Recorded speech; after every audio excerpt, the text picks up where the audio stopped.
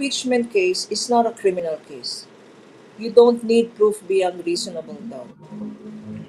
Not like a criminal case, no? Kung sa sandigan ito, kung may 1% doubt, walang conviction yan.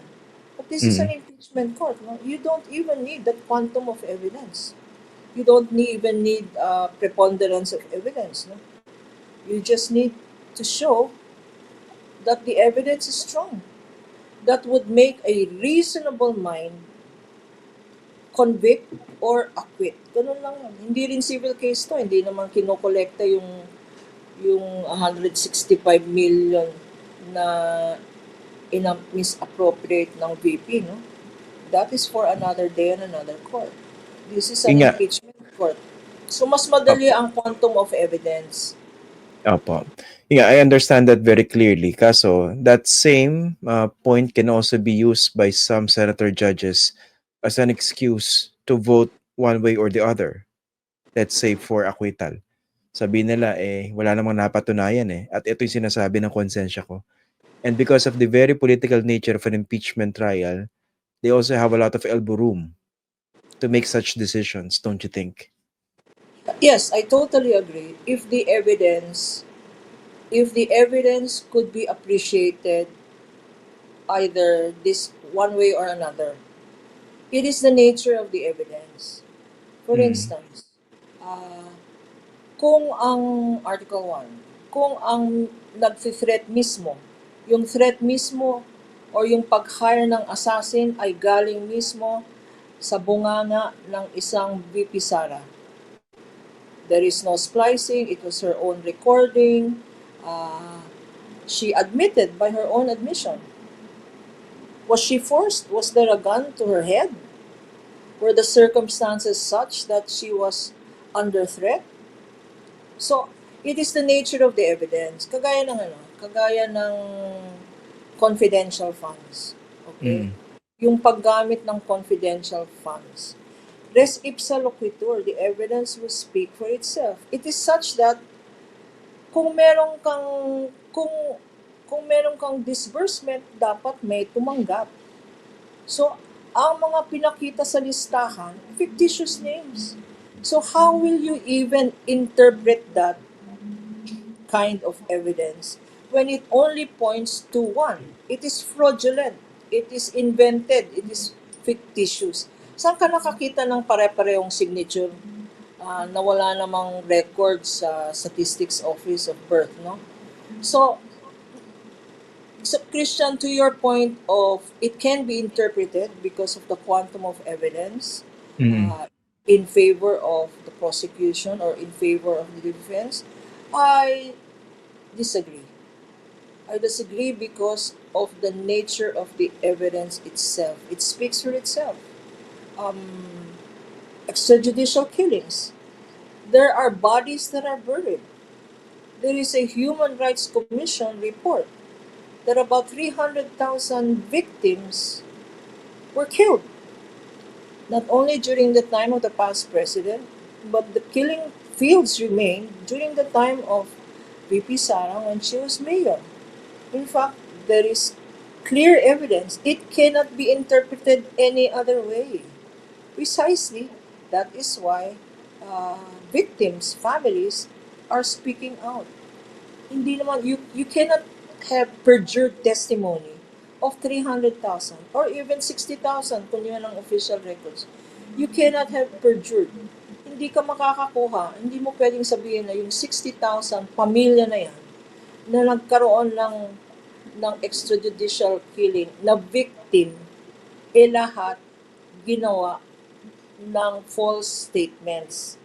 So, again, to my point, to your point, the evidence will speak for themselves. Yung article, yung Article 3, bribery.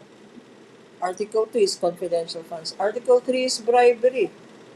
May mga nagsabing nakatanggap sila ng envelope na may pera. That by itself speaks for itself. Di ba? How will you interpret it any other way? If not as a bribe. Hindi ba? So, yung mga ganyang nature of the evidence will be such that if you interpret it regardless of how the evidence shouts at your face or is in your face. If you still if you still think that it should result in acquittal, eh sasabihin ko na rin, nabaliw ka na rin. Eto, attorney, no? Do you honestly believe that people like Robin Padilla, Bato de la Rosa, Bongo, very, very loyal to the Dutertes, would decide for conviction once they see that kind of evidence that you're talking about? Or based on their pronouncements, in denial sila di ba? Sa kanilang mga pronouncements about EJ case under the drug war. In particular, si Bato. So, even if the evidence is strong or the prosecution's case is strong, do you honestly believe that people like them would decide based on the evidence? Politics is politics. And politics, people vote on the basis of self-interest. Self-interest. There are no permanent friends, there are no permanent enemies. They will decide on the basis of self-interest. Is it to their self-interest to acquit when the evidence is strong? Is it to their self-interest to betray public trust? Is it to their self-interest to ignore the rule of law, due process, and justice? If they think that it's to their best interest, then yes, my answer is yes. They will vote to acquit. So, nasa self-interest nila yan.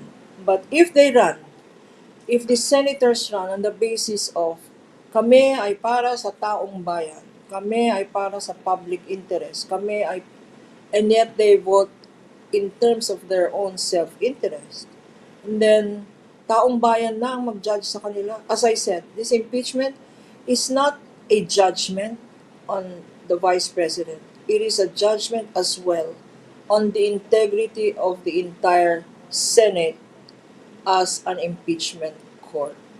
Will justice still prevail in this situation? Yun lang naman.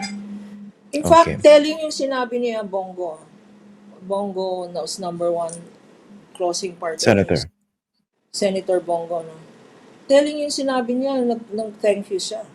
In fact, if I recall right, he said, let's move on. Let's forget about politics and move on. His desire was just to continue serving the people, thanking and continuing serving them. Now, we'll see. Those also who have ambitions of wanting to run in the next presidential elections, where will they vote? Mga ganyan, maraming mga, kasi pag politics ang pinag-uusapan, nothing is set in stone. They will sink or swim depending on where their interest lies. And sana naman, that interest will not be a personal interest, but an interest that serves the public who voted for them, who gave them their seats in the Senate. Let them be true to that vote of confidence of the people who put them in their position. So, back to your question, do I believe? I believe. I believe that they can be swayed. Talaga? Yeah. Okay. I will bet all of Ronald Yama's fortune Nako. that I am correct. Nako. Di yata magandang bet yun, That's not saying anything ba? Wala. Pwede siguro i-bet all his dating opportunities. Yon. But that's nil. That's zero. Sabi niya marami. Well, hope springs eternal. Yan ang theme ng gabi natin. Hope springs eternal. And I'm still full of hope. Ito pala, Attorney Lorna, tanongin ko na rin yung can you talk about the interplay between the impeachment trial and the cases that will be presented then with the other parallel criminal cases or complaints against the Vice President? Paano ba yung relasyon nun? It's totally separate siya, because rules on impeachment and even in the Constitution, an impeachment case will not bar a filing of a criminal case in the Sandigan Bayan, or the filing of an administrative case, or the filing of a civil case for recovery of plundered monies. No? So, hindi mutually exclusive yan. Pwede nga isabay-sabay. No? And that's the other thing. If there is an acquittal, nothing will bar anybody from filing a case. As somebody has filed in the NBI, a case on the threat to assassin and on inciting to sedition, may nag-file sa NBI. So that does not, and it did not get dismissed. So you can really file multiple cases. In fact, dapat yung mga linait-lait natin, the people that she insulted during the campaign, should file cases against her. That's libel. And she should not be immune from libel cases, whether it be cyber libel or slander, or as she was campaigning in the provinces. For instance, one instance, she was in Batangas and she invented the story against Congresswoman Luistro, whose husband allegedly was charged with rape, and that they did not pay the lawyer's fees of about 8 million. 9 million, tapos naging 8 million. Because she was campaigning in Batangas, which was where Congresswoman Luistro was running. She has it is a reckless disregard for truth. And that is the definition of libel. Malicious imputation and reckless disregard of the truth. Okay, so pwede mag-file ng case. Pwede Sila. mag-file ng case, slander, libel, madami yan. Oral defamation. In fact, Pati ba yung si Congressman Joel Chua yata yan? Yung sinabi niya, isaksak mo sa lalamunan mo yung mansanas. pwede mag-file. Tapos yung sinabing liig or something. Yung masyadong malaking liig. Masyadong malaking liig. Lahat nga ng kaaway niya, kasi in law, these are called ad hominem arguments. You attack the person. You don't attack a principle. You don't attack opinions. And she cannot say that this is part of freedom of expression. It is not. It is not part of free speech. Free speech ends where the rights of the other person are abridged. The right to dignity, the right to privacy, the right to safe space. Yun lahat, no? So, free speech is not licensed to destroy other people's reputation. It is not licensed to spread distortions of truth. Yan ang ginawa niya. Reckless disregard. Para bang like for instance, hindi na natin maintindihan. Remember, there was this yung mga road accidents. There was this incident in in Canada, nung meron nagwala, drove through a crowd celebrating Lapu-Lapu Day. Hindi mo maintindihan. You cannot understand what is the motive.